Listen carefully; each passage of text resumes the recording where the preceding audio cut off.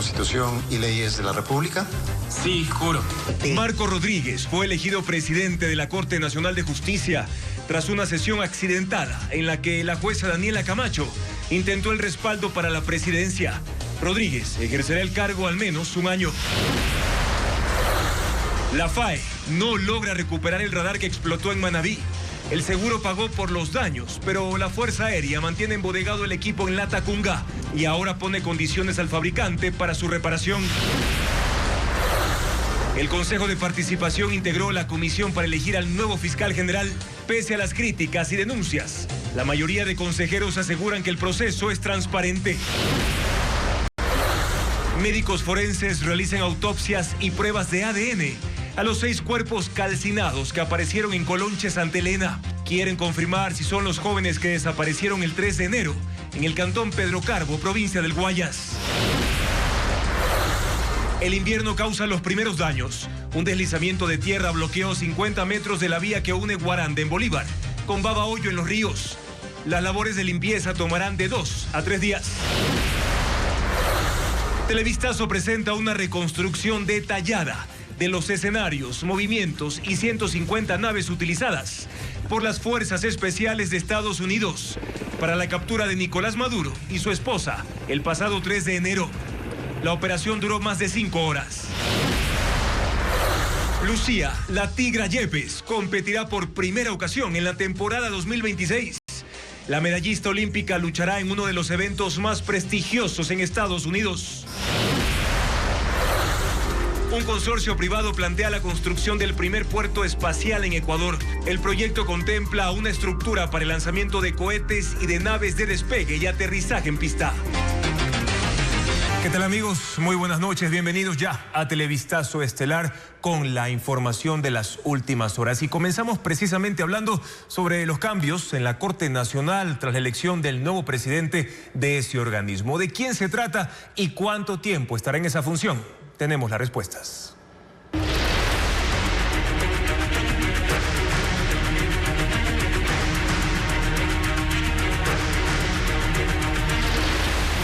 Corte Nacional, con nuevo presidente.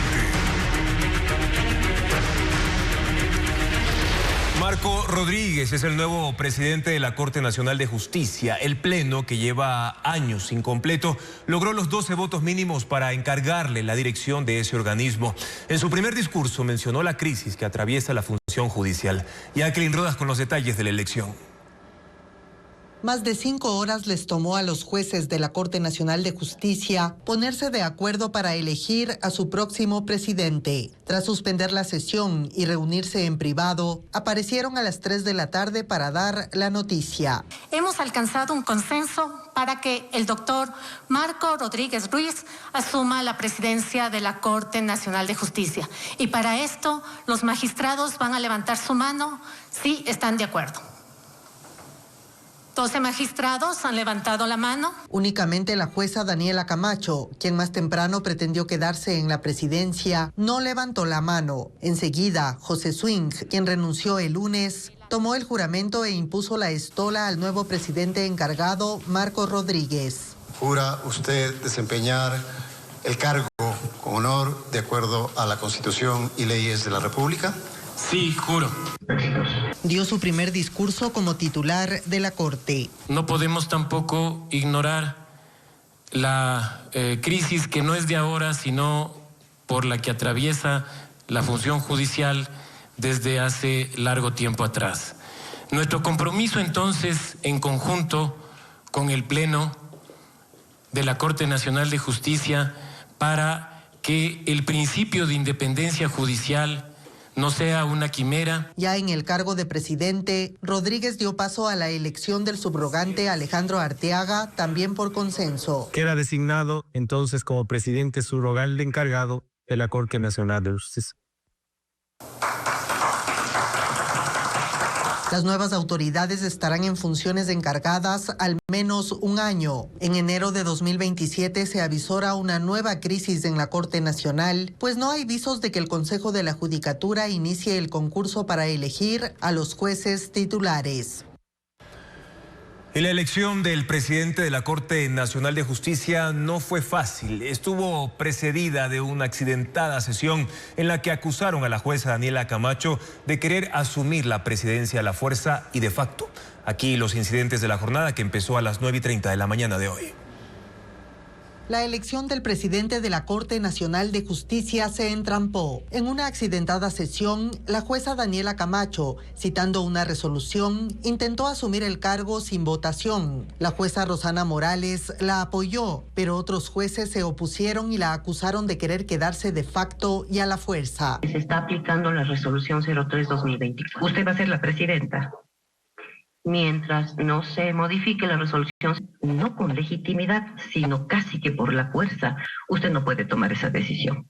Esa decisión la toma el Pleno que estamos aquí. La doctora Daniela Camacho está intentando imponer una presidencia de facto. Encarezco, señora presidenta, se llama elección. Y se den nombres de magistrados ilustres. Entonces, la jueza Mercedes Caicedo hizo una pregunta a la jueza Camacho, que provocó su salida de la dirección de la sesión. Doctora Daniela Camacho, que usted tiene interés en mantenerse presidiendo este pleno y en consecuencia no sé si ello haga que usted deba excusarse. Por supuesto que me interesa la presidencia de la Corte también. Ustedes saben que yo he luchado por esto. La doctora Camacho ha manifestado de forma expresa y pública que tiene interés en la presidencia.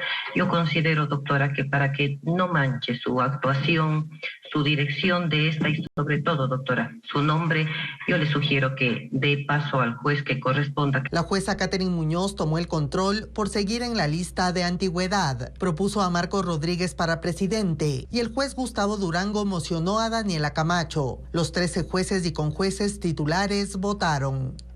3 votos puestos de manera muy clara, nulo. De manera muy clara, nulidad. Tenemos 3 votos a favor de la doctora Daniela Camacho, se lee su nombre de manera clara. Y respecto del doctor Marco Rodríguez, tenemos 7 votos. 7 votos donde obra de manera clara su nombre. El juez Alejandro Arteaga propuso posesionar a Marco Rodríguez como presidente por obtener mayoría simple, pero hubo dudas y otros jueces pidieron diálogo para intentar un consenso. La sesión entró en pausa y dejó de transmitirse para instalarse en comisión general reservada. El Ministerio de Defensa tiene disponible desde 2024 $5 millones para recuperar el radar de vigilancia contra el narcotráfico que explotó en Montecristi, pero aún no concreta la restauración. Los equipos permanecen de hecho abandonados en la base aérea de La Tacunga. Paul Romero da seguimiento a este tema. Por falta de gestión del Ministerio de Defensa, el radar que explotó en el Cerro Montecristi en noviembre de 2021 no ha sido reparado. Los recursos económicos existen y están disponibles desde agosto de 2024. Así lo revela este oficio del 23 de junio del 2025, cuando esta cartera de Estado solicitó al Ministerio de Finanzas la ampliación del techo presupuestario plurianual para la Fuerza Aérea de los valores recuperados por el seguro, recaudados en la planta central del Ministerio de Defensa Nacional en el 2024. La aseguradora devolvió $4.980.000, conforme consta en el CUR de ingresos de agosto de 2024 y reporte del estado de cuentas, según la información oficial. El dinero recuperado hace un año 5 meses debía servir para reparar el radar LTR-20, considerado estratégico para enfrentar al narcotráfico en Manabí y la costa del Pacífico, pero los equipos permanecen abandonados en la base aérea de La Tacunga. En febrero de 2022, la empresa española Indra, fabricante del radar, presentó un informe a la Fuerza Aérea. Concluyó que existen daños estructurales de la espina y que es necesaria su sustitución para la integración de todos los componentes dañados, entre los más importantes: motor de rotación, bomba de engrase, anillos deslizantes, antena. La primera cotización para la reparación del radar fue de $7.5 millones. Desde febrero de 2022, la empresa fabricante ha presentado varias cotizaciones a la Fuerza Aérea. El pasado 28 de noviembre, el comandante de la FAE, Mauricio Salazar, remitió otra comunicación a la empresa para que actualice la propuesta, tomando en cuenta que prevé iniciar la contratación en febrero de este año con 2 condiciones: que se ajuste al presupuesto disponible que recibió la FAE por indemnización del seguro, es decir, $5 millones, y que contemple un grupo antena con todas las funcionalidades. Recuperar el radar de Montecristi es un tema de seguridad nacional para el control del espacio aéreo y detección de avionetas del narcotráfico, pendiente desde 2024. Los 6 cuerpos hallados en una zona rural de Colonche, en la provincia de Santa Elena, aún no han sido identificados porque están en completo estado de descomposición. Mientras tanto, los familiares de los 6 hombres de Pedro Carbo, reportados como desaparecidos, continúan en esa provincia esperando los resultados de las pruebas forenses. Estefanía Arias viajó hasta esa localidad y ha preparado el siguiente informe. Veamos. La espera para este grupo de personas ha sido larga y llena de incertidumbre en los exteriores del centro forense de la provincia de Santa Elena. Son familiares de los 6 hombres de entre 17 y 25 años de Pedro Carbo, reportados como desaparecidos el pasado 13 de enero. Viajaron desde esa localidad del Guayas hasta esta provincia al enterarse del hallazgo de 6 cuerpos calcinados en la comuna Manantial de Huangala, en la parroquia Colonche. Solo hay unos chicos que tienen uno que está con un pantalón, el otro con una camisa que dice Adidas, pero todos están totalmente descompuestos, pero no se puede identificar a ninguno. La médico forense de Santa Elena, Dolores Mendoza, reveló que ya trabajan en las autopsias. Sin embargo, no precisó cuánto tiempo tomará este proceso. La policía detalló que los 12 investigadores se dieron con el sitio del hallazgo con ayuda de drones, pues se trata de una zona de difícil acceso acá en la parroquia Colonche, en la provincia de Santa Elena. Los 6 cuerpos estaban en una fosa y junto a ellos 2 motos incineradas. Una primera moto ya había sido encontrada por los agentes el pasado 6 de enero. Y aparte de con la persona que existe aprendida, quien dentro de la línea investigativa pues se continuó y se pudo obtener más información. Bueno, dentro de este lugar también se encontraron 6 vainas percutidas ya, lo que se presume que fueron utilizados en contra de la humanidad de estas personas. Por lo que a estas familias no les queda más que seguir afuera del centro forense hasta que se identifique a los 6 cuerpos.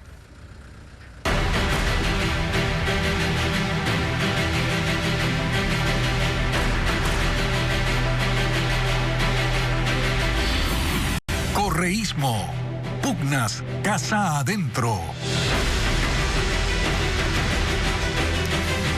A 4 días de que comience la Convención Nacional del Movimiento Correísta, Gabriela Rivadeneira ya llegó a Ecuador. Es la única candidata inscrita para la presidencia de esa organización política. Diego Cuenca informa que su llegada se da en medio de la crisis interna que vive ese movimiento.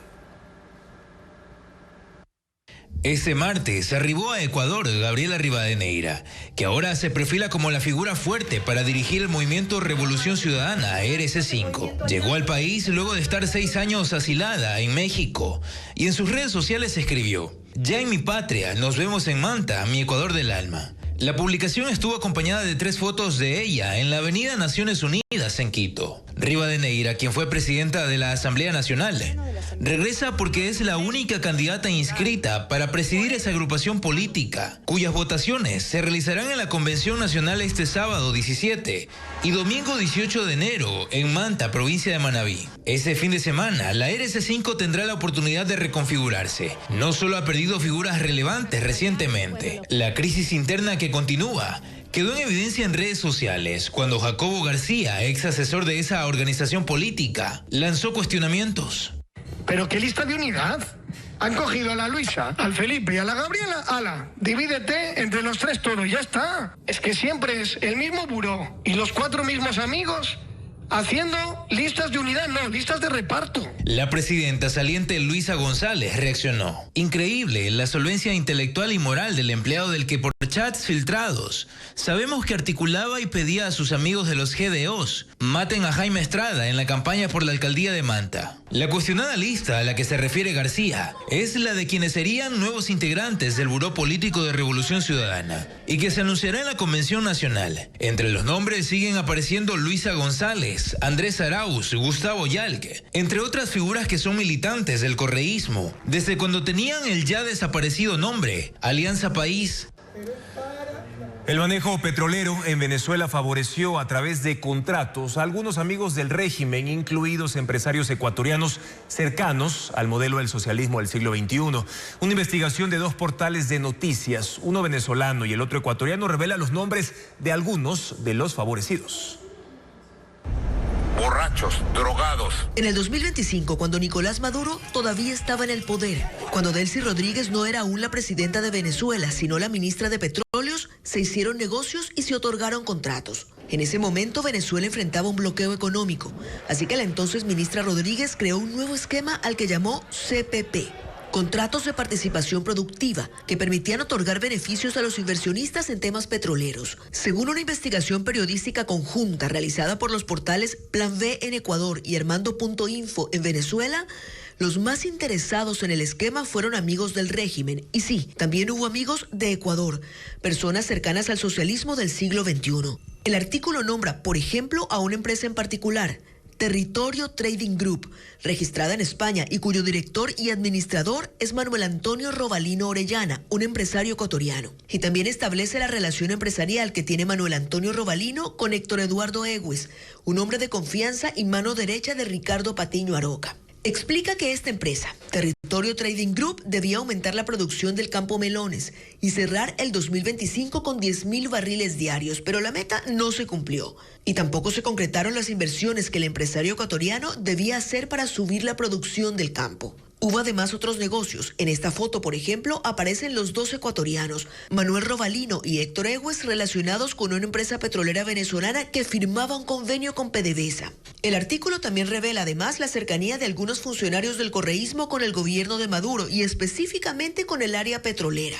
Por ejemplo, cuenta que Patricio Rivera y Fausto Herrera, ambos exministros de Finanzas del gobierno de Rafael Correa, son asesores de la ahora presidenta de Venezuela y que incluso tienen oficinas en PDVSA.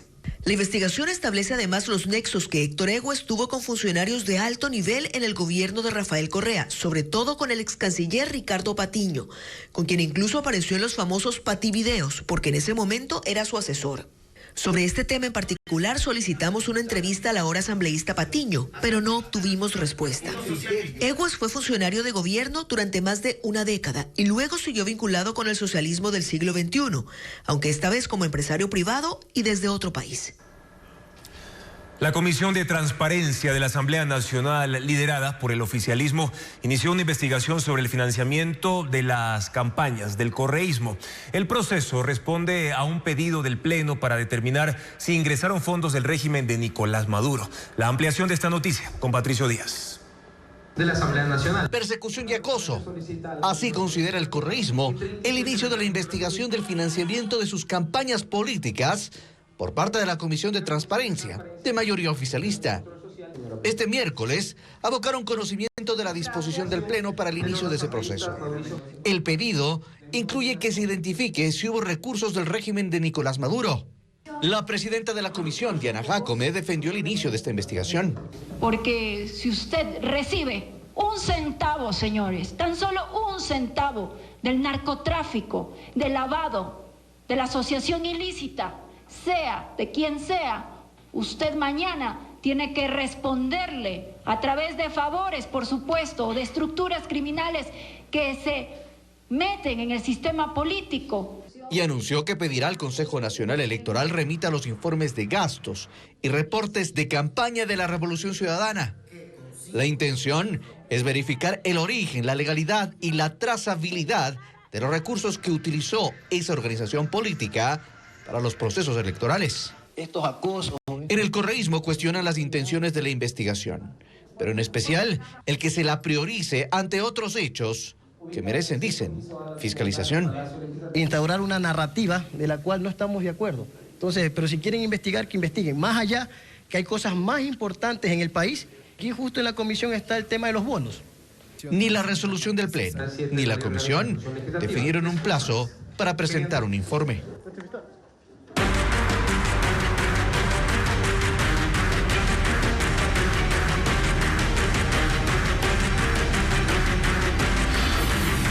Venezuela. ¿Quién tiene el poder?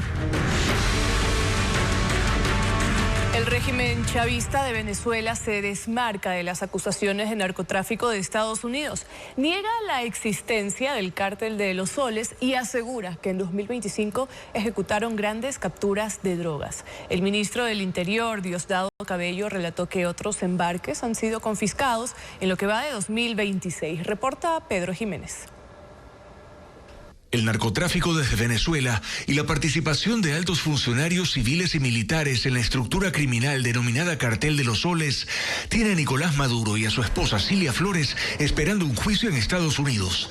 En Caracas, mientras tanto, autoridades chavistas al frente de la administración, que ahora colaboran con el gobierno de Donald Trump en asuntos petroleros, aseguran que en materia de captura de drogas han sido más efectivos sin la ayuda de la DEA. El ministro del Interior, Diosdado Cabello, asegura que en 2025 incautaron 70 toneladas y que en lo que va de 2026 otras 7. La mayoría es marihuana detectada en centenares de paquetes. Cabello reportó también que hay decenas de detenidos. Incluye funcionarios de la Fuerza Armada, funcionarios policiales, jueces, fiscales, alcaldes, personas que operaban y facilitaban la ruta del narcotráfico desde el Catatumbo colombiano. Cabello ha vuelto a negar la existencia de un cartel narco en Venezuela, pero la acusación de la Fiscalía estadounidense tiene cargos por narcotráfico contra Maduro. Y Estados Unidos desde septiembre mantiene ataques contra embarcaciones que supuestamente trasladan cocaína, no solo destruyendo estas lanchas, sino además dando muerte a sus tripulantes, unas 100 personas hasta ahora. La operación militar que terminó con la captura del dictador venezolano Nicolás Maduro y su esposa Cilia Flores es considerada una de las más complejas realizada por las Fuerzas Especiales de Estados Unidos en los últimos años. Nuestro canal aliado Noticias Caracol reconstruyó los hechos con una animación de los escenarios, movimientos y naves utilizadas. Una parte del contenido que veremos a continuación fue generado con el uso de la inteligencia artificial. Era la noche del ataque. Un dron RQ-170 Sentinel, que es de reconocimiento furtivo, sobrevoló Caracas hasta 15.000 metros de altura a las 10:46 de la noche del viernes 2 de enero de 2026. El presidente Donald Trump dio la orden de ejecutar la operación Resolución Absoluta. Inmediatamente se desplegaron de al menos 20 bases militares y buques, 150 aeronaves, entre drones, helicópteros, aviones caza y de inteligencia, y se infiltraron por el Mar Caribe. No hubo ninguna respuesta de defensa aérea, por eso Nicolás Maduro y su esposa Cilia Flores seguían en el fuerte militar Tiuna sin saber que iban por ellos. Desconocían que desde hace meses estaban sitiados. Desde agosto de 2025, agentes de la CIA penetraron el círculo más íntimo del dictador hasta el punto de conocer al detalle cada uno de sus movimientos, y esa madrugada sabían que allí dormirían.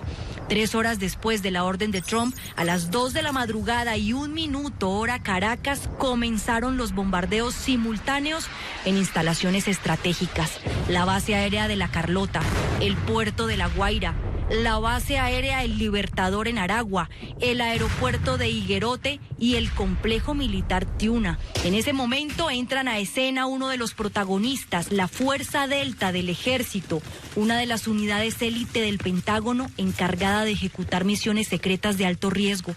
Llegaron en helicópteros Chinook, que volaron a 100 pies sobre el agua, unos 30 metros, para ingresar a Venezuela y evadir la detección del radar. Ingresaron al fuerte militar Tiuna, despejaron y aislaron el área para darle seguridad a la unidad terrestre que iba por los objetivos. El esquema de seguridad fue dado de baja, según el ministro de Defensa de Venezuela, Vladimir Padrino. Maduro y Flores corrieron hacia el enorme búnker de hierro para refugiarse, pero fueron detenidos por las fuerzas estadounidenses antes de que alcanzaran siquiera a tocar la puerta de la fortificación.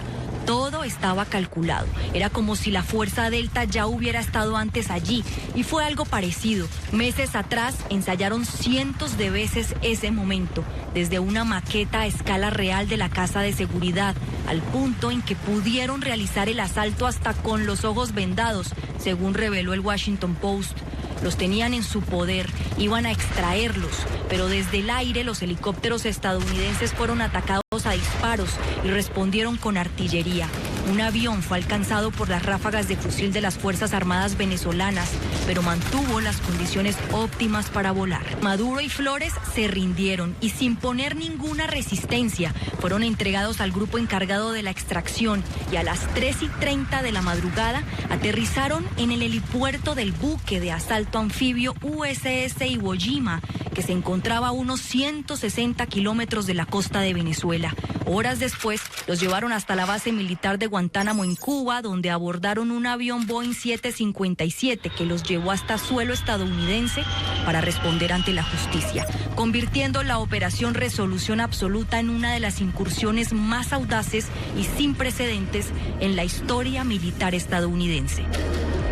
Pese a que el Consejo Cantonal de la Libertad revocó la venta del terreno de 93 hectáreas, quedan interrogantes sin resolver, además de denuncias e investigaciones en proceso. Concejales señalaron que el caso debe seguir en indagación, como lo informa Luis Alfredo Zúñiga. Dejando sin efecto Con un voto unánime del Consejo Cantonal de la Libertad, se revocó por completo la venta del terreno municipal de 93 hectáreas a nombre de Jenny Ramírez.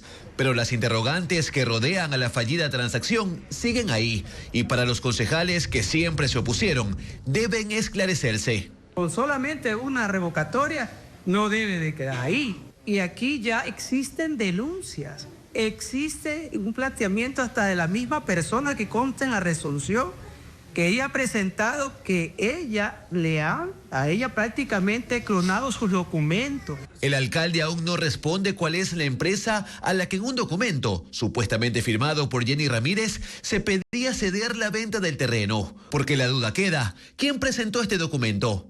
¿Con quién se reunió el alcalde Francisco Tamariz? Además, la supuesta compradora no estuvo en la sesión del consejo. Atendemos una sesión de consejo en base a una solicitud, escuché yo, presentada por la señorita Jenny. Cuando la señorita Jenny denuncia en fiscalía suplantación de identidad, ¿estamos atendiendo la solicitud de Jenny o de quien suplanta la identidad de Jenny? No conocemos si fue ella quien Tarune mueve acá, es decir, si fue ella quien ideó el proyecto. Otro tema a resolver es si se mantendrá el valor de $2.94 que estipuló por mayoría el Consejo Cantonal al metro cuadrado en ese predio. Otro de los puntos que se cuestionó en la fallida adjudicación. Sé que todo va a salir aclarado en los próximos días, que las instituciones competentes hagan las investigaciones correspondientes. La Superintendencia de Ordenamiento Territorial inició de oficio una investigación y faltan sus conclusiones. Además, el concejal Bruno Dedé, quien denunció la venta, envió a la UAFE una alerta sobre este caso y todavía no hay respuesta. En otras noticias, les contamos ahora que el Consejo de Participación Ciudadana y Control Social eligió a los miembros de la comisión encargada de seleccionar al nuevo fiscal general del Estado.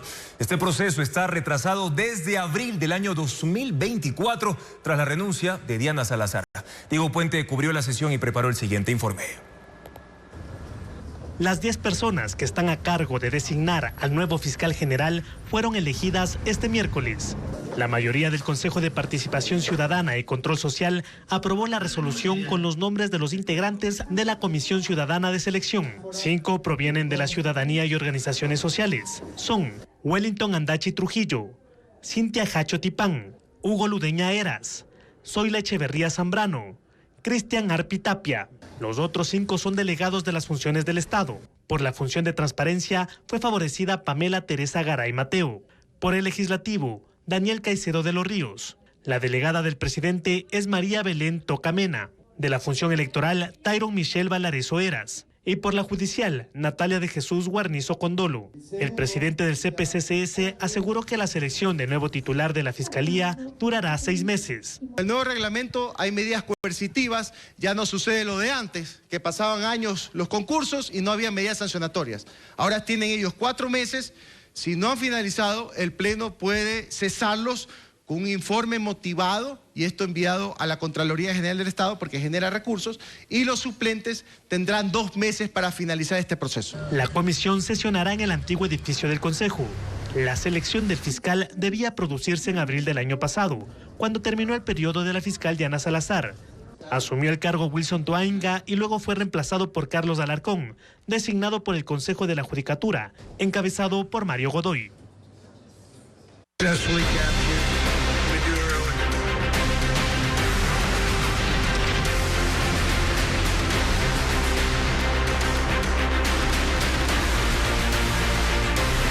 Mundo.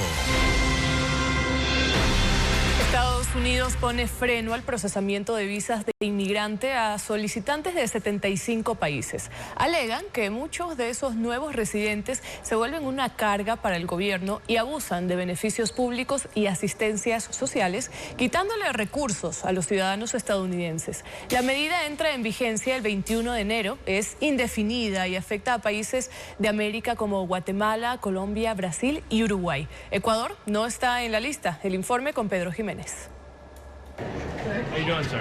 Estados Unidos impone una nueva medida para el control migratorio, esta vez para quienes buscan establecerse legalmente en ese país, pero que terminan convirtiéndose en una carga para el Estado. En un posteo en la red social X explican, el Departamento de Estado suspenderá temporalmente la tramitación de visados de inmigrantes procedentes de 75 países cuyos migrantes reciben prestaciones sociales del pueblo estadounidense en proporciones inaceptables. La suspensión permanecerá vigente hasta que Estados Unidos pueda garantizar que los nuevos inmigrantes no extraigan riqueza del pueblo estadounidense. La medida entrará en vigencia el 21 de enero. Desde ese día, los consulados de las naciones seleccionadas dejarán de tramitar visas de inmigrantes. La mayoría son países de Asia, África y Europa Oriental. Hay también 11 islas y territorios en el Caribe.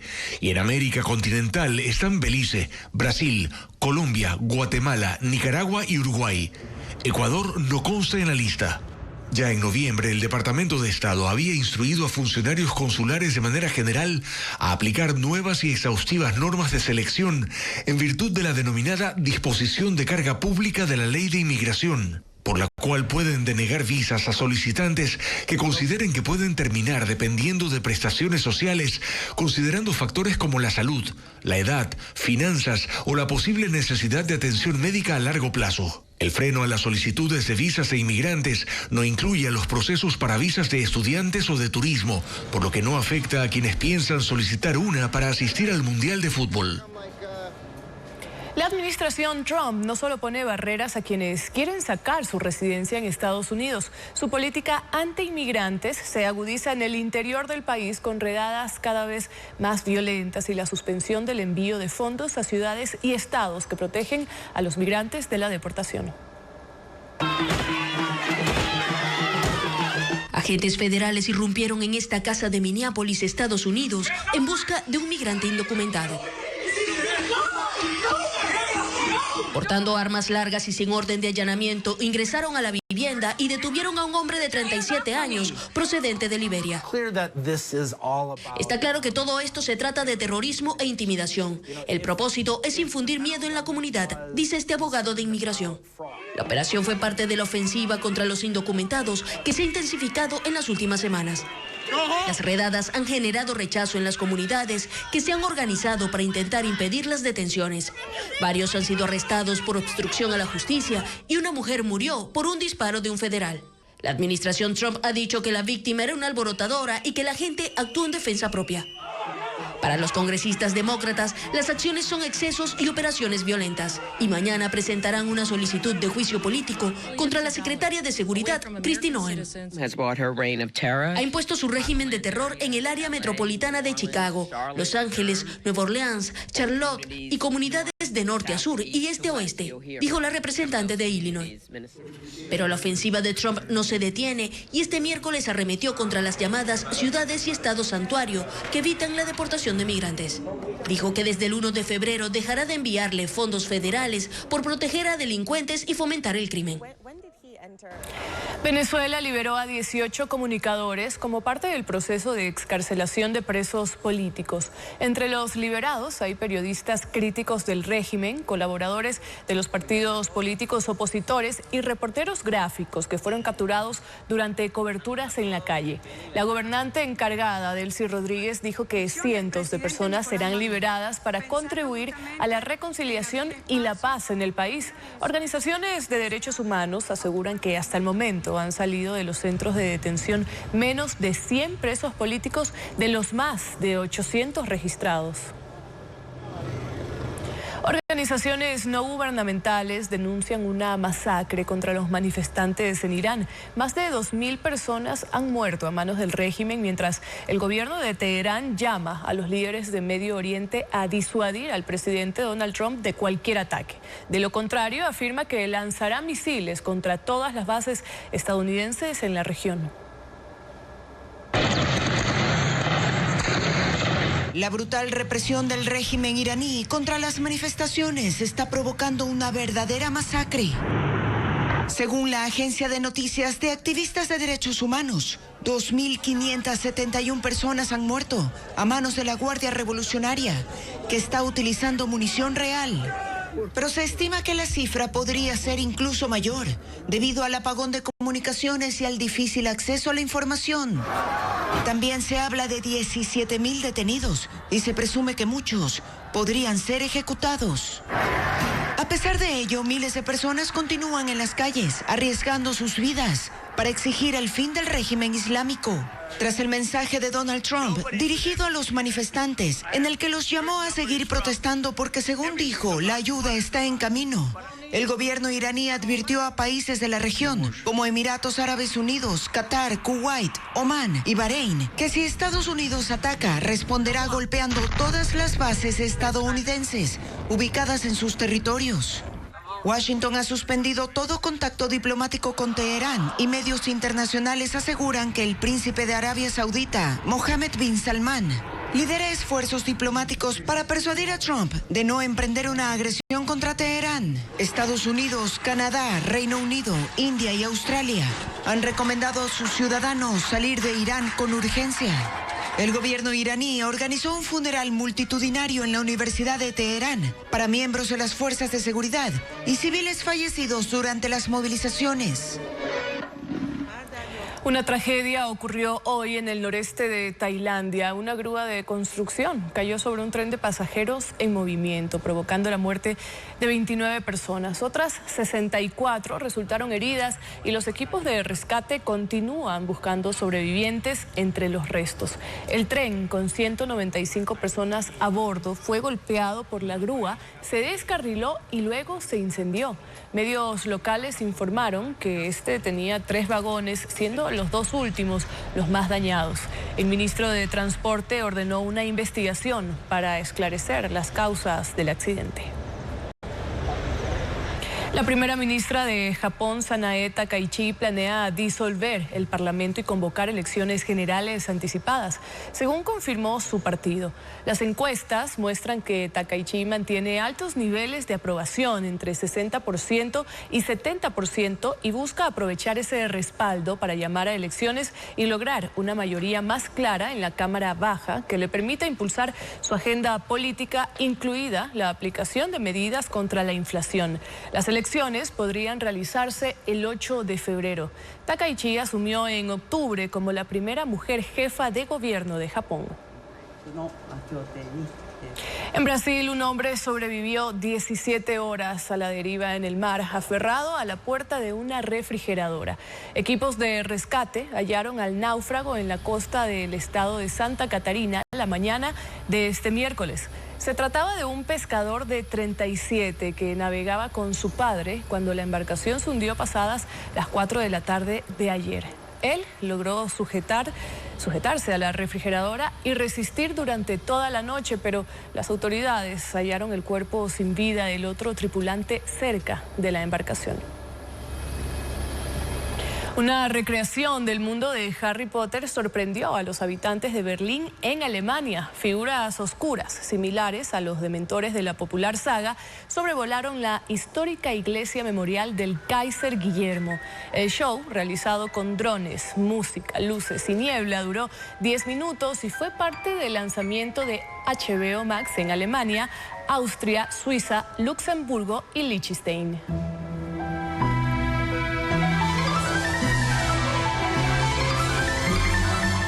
Volvemos a temas del país porque avanza el proyecto del primer puerto espacial de Ecuador previsto para el año 2030.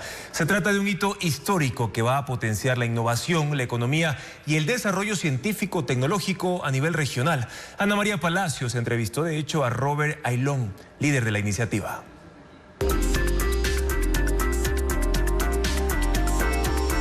Ecuador da un paso histórico hacia el espacio. Así se vería el primer puerto espacial del país, una instalación que albergará lanzamientos horizontales y verticales. El vertical, que se conoce, que es el despegue, cohete que despega y va hacia arriba, y horizontal. En el despegue horizontal es cuando tienes una pista de aviación y puede salir un avión y desde el aire lanzar un cohete para que vaya al espacio, o pueden regresar cápsulas del espacio para poder aterrizar.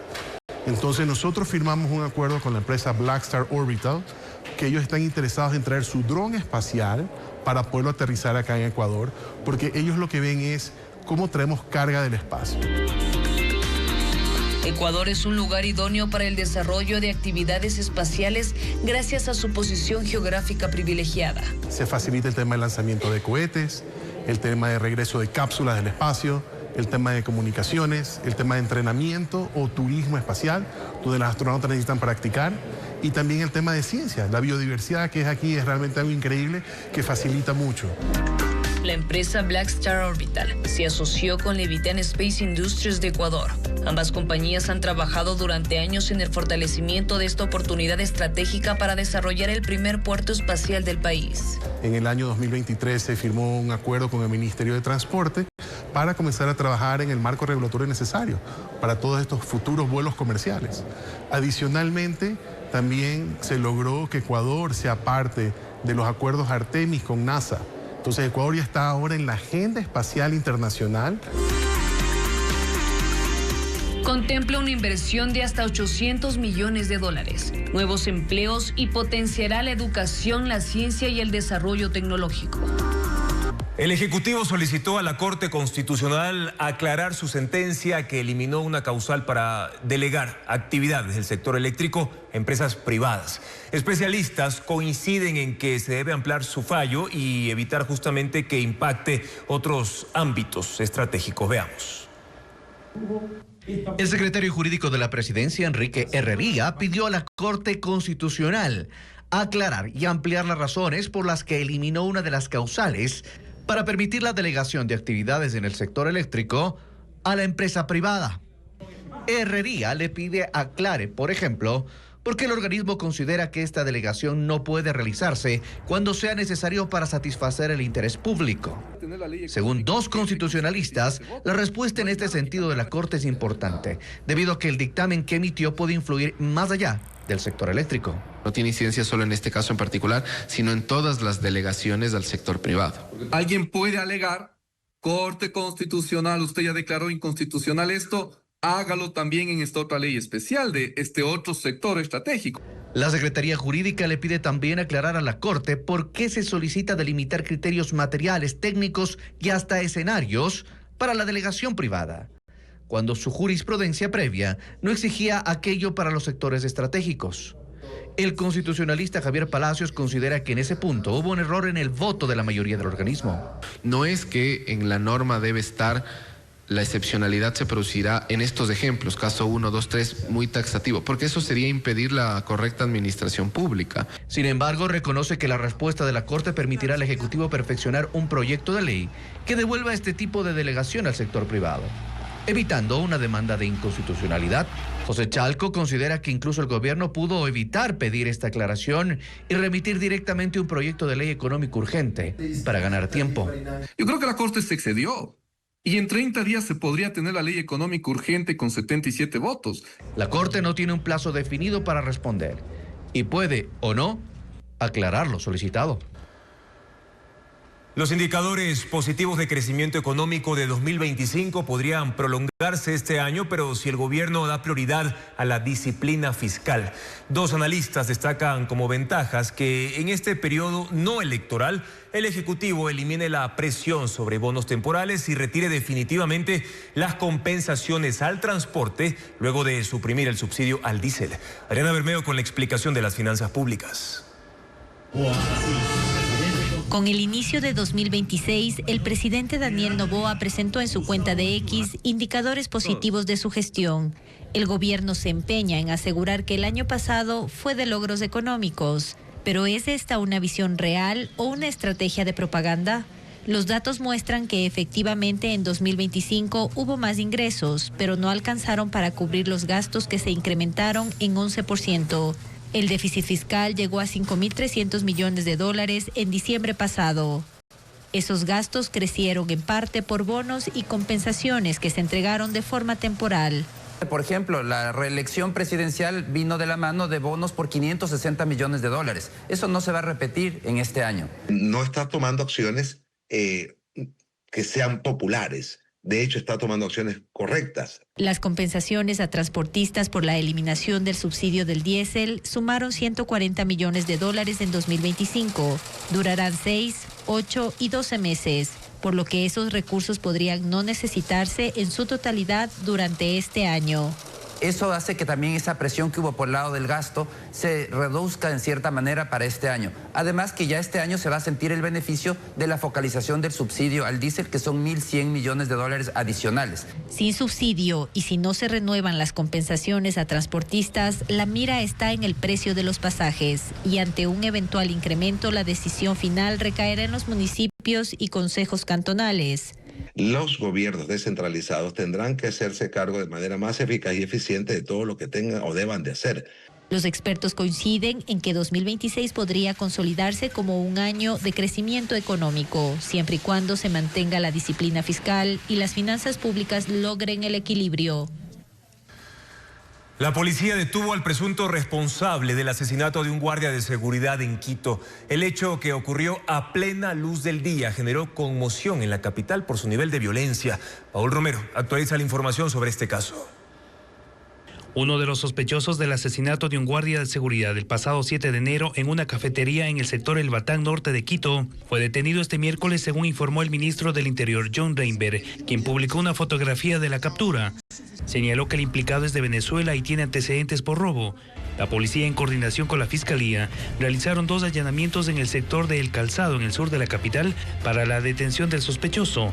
En el operativo se incautaron un revólver presuntamente utilizado para el crimen, un reloj, 2 mochilas tipo delivery similares a los que utilizaron los implicados durante el asesinato y una motocicleta.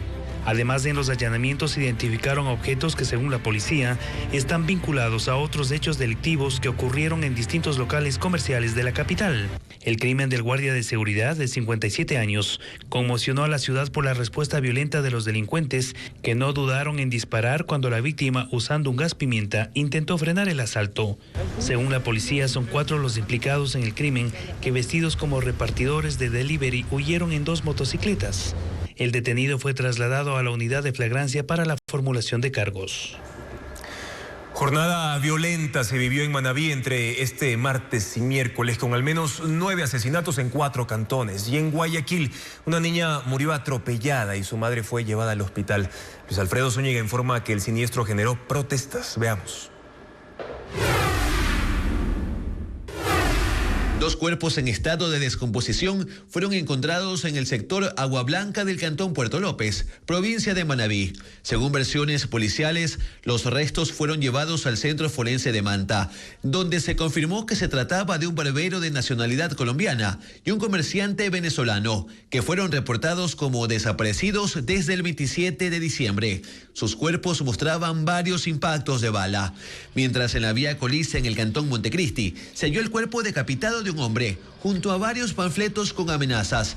Además, en Manta asesinaron con 10 disparos a un hombre que trabajaba en el arreglo de un techo. Otros hechos violentos se dieron en los cantones Sucre y Puerto Viejo, sumando al menos 9 muertes entre el martes y miércoles. La mañana de este miércoles, una niña de 7 años caminaba con su madre por el kilómetro 27 de la vía Daule, en el norte de Guayaquil, para dirigirse a la escuela. Nunca llegaron, porque según versiones de testigos, un camión que circulaba a exceso de velocidad las atropelló. Debido al impacto, la menor murió y la madre fue llevada al hospital con heridas graves. Policías, bomberos y agentes de tránsito acudieron a la emergencia.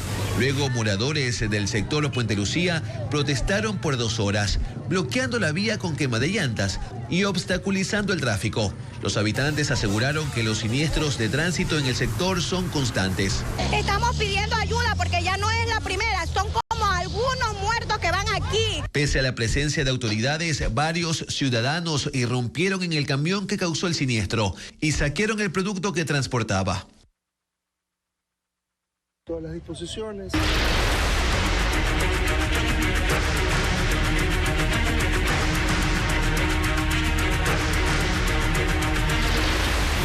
Corte Nacional, con nuevo presidente.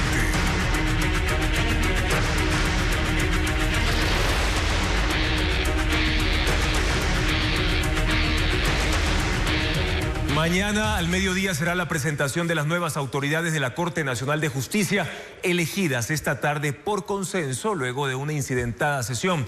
Se trata del presidente encargado Marco Rodríguez y el subrogante Alejandro Arteaga. Pero vamos a ver ahora quién es el nuevo titular de la Corte Nacional.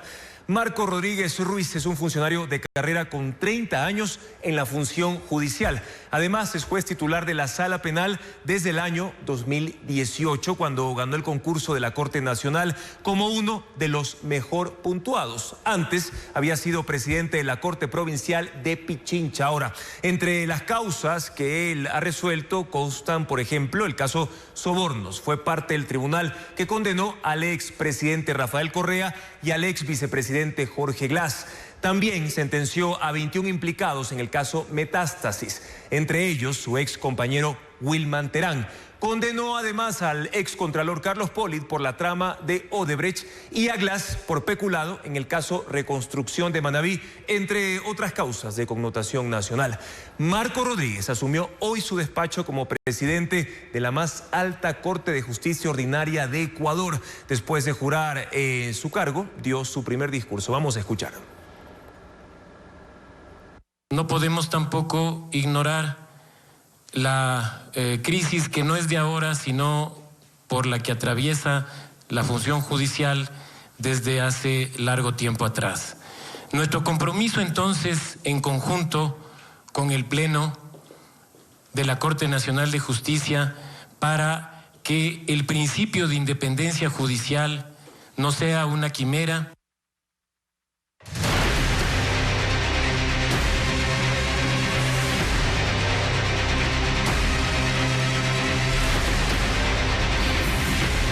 Mafias, tentáculos peligrosos.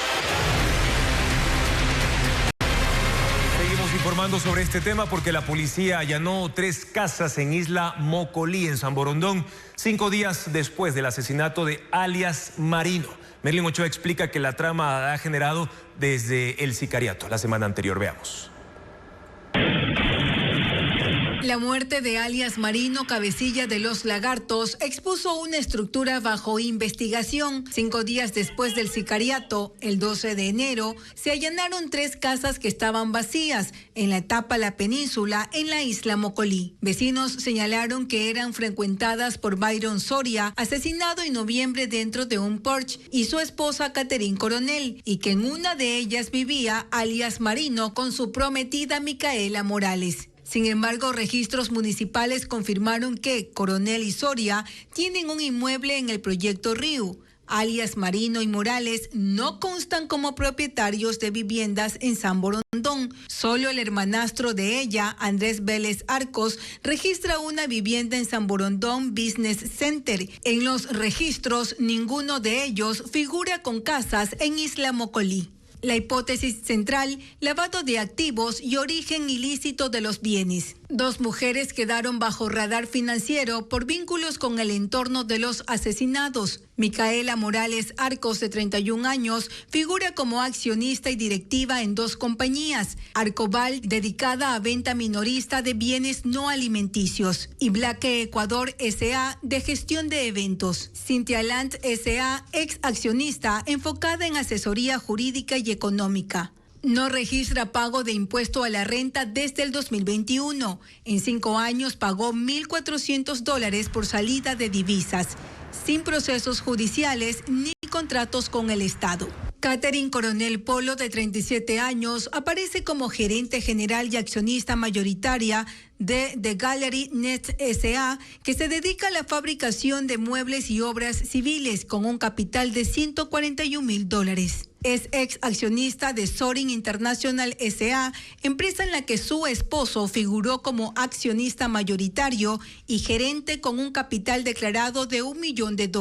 En 2024 pagó $24,000 de impuesto a la renta, en 2025 no registra pago y en 2 años canceló $3,800 por salida de divisas. Las autoridades deberán determinar si las casas y bienes son activos lícitos o fachadas y si la muerte de alias Marino marca el quiebre de una estructura económica que operaba bajo el lujo.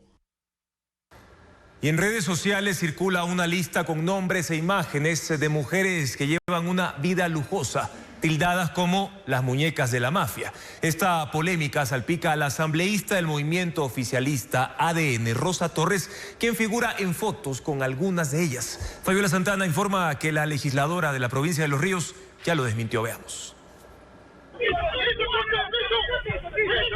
Tras el asesinato en Isla Mocolí del cabecilla de los lagartos, alias Marino, se viralizaron en redes sociales imágenes de mujeres influencers y de la farándula digital que ostentan lujos, viajes y fiestas en el extranjero. Algunas de ellas, las publicaciones las relacionan con supuestos miembros del crimen organizado y las llamaron las muñecas de la mafia. En el centro de la polémica está la asambleísta de gobierno Rosa Torres, pues aparece en videos y fotos con las señaladas en redes. Entre ellas Micaela Morales, prometida de Marino, y su círculo de amigas. Esto generó la reacción de la legisladora oficialista, quien negó conocerlas. Ahí no hubo ninguna concertación, es más, yo no conozco a las personas que están ahí. Si usted aparece con una foto, significa que esto está vinculado con la persona. Por supuesto que no. Para ella, la difusión de las imágenes responde a un ataque político. Exhorto a las personas, a todos estos trolls que definitivamente están pagados por el correísmo. Los exhorto y los conmino. Se lo digo dando la cara, que muestren evidencia. Tras negar a sus compañeras de fotos, las críticas incrementaron en redes. Hasta el momento no existe una investigación judicial que vincule a Rosa Torres con estructuras criminales, ni una que trate el supuesto caso de las muñecas de la mafia, que se mantiene como una expresión informal. La tuberculosis en las cárceles ha escalado de un problema penitenciario a una crisis nacional de salud pública, según expertos reunidos en la Universidad de Especialidades Espíritu Santo, la UES de San Borondón. Proponen crear un sistema de geolocalización para poder rastrear y contener los casos que amenazan a las comunidades vecinas a estos presidios. Bessie Granja con el informe. Lo que se consideró un problema limitado a los centros de privación de libertad podría escalar hasta convertirse en una crisis de salud pública nacional. Así lo advirtió un panel de especialistas reunido en la Universidad de Especialidades Espíritu Santo, UES, en San Borondón, donde se presentó una propuesta concreta para frenar el avance de la tuberculosis en las cárceles del país. Uno de los ejes centrales de este plan propone el uso de plataformas de geolocalización y vigilancia epidemiológica para identificar y monitorear casos positivos de tuberculosis. Solamente en Guayas estamos hablando de 33 privados de libertad, ¿verdad?, que ingresan diariamente y 33 que salen, ¿no? Y hay picos, a veces hay picos obviamente por otras situaciones de beneficios penitenciarios, etcétera, que pueden llevar picos a 45, 47 PPLs que salen diariamente, y si están enfermos, obviamente, en sus comunidades, en sus barrios, en sus viviendas, en su propia familia, van a transmitir esta enfermedad. Los integrantes de esta propuesta hicieron un llamado urgente al Servicio de Atención a Personas Privadas de la Libertad SNAI y al Ministerio de Salud para que articulen de inmediato una respuesta conjunta. Bueno, el rol del Ministerio de Salud es fundamental porque es el ente técnico encargado de implementar todos los lineamientos en lo que tiene que ver con diagnóstico, en lo que tiene que ver con identificación de casos y sobre todo con el tratamiento. Al evento no asistió ningún delegado de la cartera de salud. Xiomara Quintero, funcionaria del SNAI, afirmó que además de un policlínico en la penitenciaría del Litoral, se requiere de un espacio con mayor capacidad para atender la demanda de reos con tuberculosis. En el foro también estuvieron representantes del área de salud del municipio de Guayaquil, quienes respaldaron la iniciativa y se comprometieron a movilizar sus recursos y personal en esta lucha. La vía Guaranda-Balsapamba-Babahoyo permanece totalmente cerrada debido a un deslizamiento en el cantón San Miguel, sector Cascada del Chofer. El lodo y las piedras cubren cerca de 50 metros de la calzada y según las autoridades, los trabajos de limpieza y rehabilitación podrían extenderse hasta este fin de semana. Un deslizamiento de gran magnitud mantiene completamente bloqueada la vía Guaranda-Balsapamba en la provincia de Bolívar. El deslave ocurrió en el kilómetro 58, en el sector Cascada del Chofer del cantón San Miguel. Son aproximadamente 50 metros de la vía cubiertos de grandes rocas y lodo que impiden el paso a agricultores que a diario se movilizan por esta carretera. Claro, es complicado porque, por ejemplo, queremos ir al trabajo a Balsapamba, no se puede, queremos Montalvo, no se puede porque no hay cómo movilizarse. Las precipitaciones y la neblina dificultan las labores de limpieza en la zona. Estimamos siquiera de 2 a 3 días porque trabajamos solamente hasta las 4 o 5 de la tarde por la neblina, entonces no se puede ver la montaña porque se está deslizando piedras, entonces mantenemos a salvo la maquinaria también porque es peligroso, como usted ve. El tiempo no ayuda y... Ante el cierre, varios conductores han optado por retornar a Guaranda y tomar otras rutas. Sin embargo, en el sector aún permanecen vehículos de carga pesada a la espera de la reapertura. Ya llegando ya casi a Montalvo. No queda más que regresarnos. Eso es lo que voy a hacer. Sí, voy a tener que irme como por Chivo, como me dijo el señor. Esta vía estatal es una de las principales de la Sierra Centro que conecta con la costa. Como rutas alternas, las autoridades recomiendan la vía San Miguel-El Torneado-Babahoyo para vehículos livianos y el trayecto Riobamba-Balvanera-Bucay para carga pesada. Un triple accidente de tránsito dejó un fallecido y 2 heridos. Esto en la Panamericana Norte E35 al ingreso del cantón Saquicilí, en La Tacunga. Un bus de transporte intercantonal, una volqueta y un taxi estuvieron involucrados en este siniestro. Según información preliminar, uno de los automotores no respetó la luz amarilla del semáforo. Hasta el lugar de la emergencia acudió personal del Cuerpo de Bomberos de La Tacunga para poder atender lo ocurrido. Pues vaya a ser que me pidan ahí. La Corporación de Prácticos del Puerto de Guayaquil alerta sobre riesgos en la navegación. Este gremio, que concentra a los responsables de asistir la navegación de buques en zonas portuarias, asegura que parte de la señalización del canal de acceso no está operativa, por lo que piden atención estatal para evitar afectaciones al principal puerto del país, como nos cuenta María Gabriela Carpio.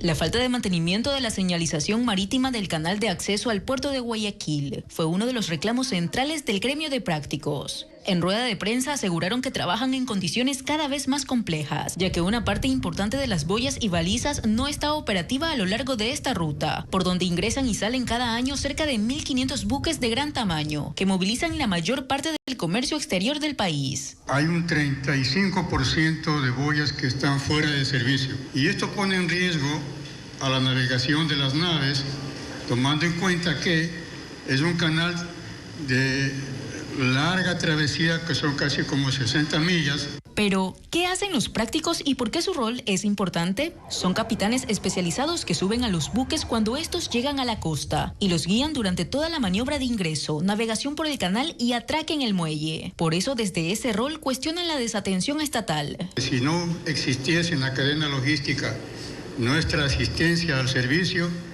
el comercio exterior del Ecuador se paralizaría. Alejandro Chanava, experto en transporte marítimo y docente de la ESPOL, advierte que una señalización incompleta reduce la seguridad y la agilidad de la navegación, especialmente en un canal estrecho por donde circulan buques cada vez más grandes. Eso significa que yo debo mantener expedito el canal de navegación. Entonces el canal de navegación es aproximadamente 50 metros y las naves son mucho más grandes a veces. Hay que ver el tráfico marítimo, cómo lo vamos a manejar. Si tiene 2 barcos grandes con un calado mayor, usted puede tener problemas, se puede quedar embancado ahí un barco y eso va a ser un problema para todo el canal, es decir, para todo el puerto. Agrega que la sedimentación y la falta del dragado adecuado reducen la profundidad del canal. Además de la señalización, este gremio planteó otros pedidos al Ministerio de Infraestructura y Transporte y a la Autoridad Portuaria de Guayaquil, como la revisión de tarifas que no se actualizan desde hace 30 años y la extensión de edad para desempeñar esta. Continuamos con más noticias. El camarón, el maní, el banano y el chocolate ecuatorianos brillarán en manos de los chefs manavitas y también de Guayas, que van a viajar a la Feria Gastronómica Madrid Fusión. El encuentro gastronómico internacional será a finales de enero. Diana León nos cuenta más. Del 26 al 28 de enero, los sabores de la costa ecuatoriana buscarán cautivar a los asistentes a la Cumbre Gastronómica Internacional Madrid Fusión, que proyecta recibir un estimado de 30.000 asistentes. Se trata de un esfuerzo conjunto entre la Prefectura del Guayas y la de Manabí, quienes comparten el entusiasmo y los costos de la delegación de cocineros y autoridades que viajarán a España para esta feria. Una delegación de aproximadamente 10 chefs entre manavitas y guayasenses. Tenemos ya todo preparado, un menú de tradición y de innovación. Daniela Valverde y Juan Zarango son los chefs que representan la cocina del Guayas, mientras que Fanny Vergara y Valentina Álvarez serán las abanderadas por Manabí. Que según los expertos, los arqueólogos, antropólogos, es una cocina que tiene aproximadamente 8.000 años. Hemos ido heredando productos como el maní, el achote, la yuca, el pescado, los mariscos. Su menú incluirá unas 9 propuestas entre recetas de sal y de dulce que se servirán en forma de degustación. Entre ellos trufas, bombones, espumillas, sorbetes, helados con sabores del Guayas. Las autoridades de las provincias coinciden en que esta ventana gastronómica puede sumar positivamente a la imagen de Ecuador frente al mundo. Profesionales del sector culinario, chefs, investigadores, técnicos y empresarios se reúnen cada año en Madrid Fusión para compartir tendencias e innovación en la cocina contemporánea, con una influencia global. Y este miércoles, en las novedades del espectáculo, se reveló la lista de nominados de los premios Goya de España. En la categoría de Mejor Película Iberoamericana compiten cintas de Colombia, Chile, Argentina y Brasil. Más información con Ana María Palacios. La fe es un regalo de Dios. ¿Se tiene o no se tiene? La película Los Domingos lidera las nominaciones a los premios Goya con 13 candidaturas, seguida por Sirat, que suma 11. Esta última, dirigida por Oliver Laxe, obtuvo el premio del jurado en la 78 edición del Festival de Cannes. Es mi hija. Hace 5 meses que no sabemos nada de ella. Hay otra fiesta en el desierto. En la categoría Mejor Película Iberoamericana compiten el filme argentino Belén de Dolores Fonsi. Tenemos que sacar a Belén cuanto antes. La situación es crítica. La producción chilena La misteriosa mirada del flamenco, de Diego Céspedes. Yo estoy hablando con vos, po. Desde Brasil, Manas, de Mariana Brenand. Y por Colombia, Un poeta, de Simón Mesa Soto. No me ve a ella escribe poemas. Todos estos poemas son suyos. En la categoría Mejor Cortometraje Documental están nominados Disonancia, de Raquel La Rosa. La conversación que nunca tuvimos, de Cristina Urgel. ¿Y cuando te viste con el bebé en brazos? The Painter's Room, de María Colomer Canieles. La 40ª edición de los premios Goya se realizará el próximo 28 de febrero en Barcelona, España. Gracias por habernos acompañado en esta emisión informativa. Amigos, mañana en Contacto Directo estará Pablo Encalada, penalista y catedrático, con el pedido de juristas ante la crisis de la justicia. Y también Daniel Lacalle, experto en economía y geopolítica, para analizar la amenaza de Donald Trump a Cuba, su siguiente blanco tras Venezuela. Les recordamos, amigos, que las noticias se actualizan minuto a minuto siempre en ecuavisa.com y Ecuavisa Play, además en nuestras redes sociales. Información verificada con el sello de Televistazo. Buenas noches.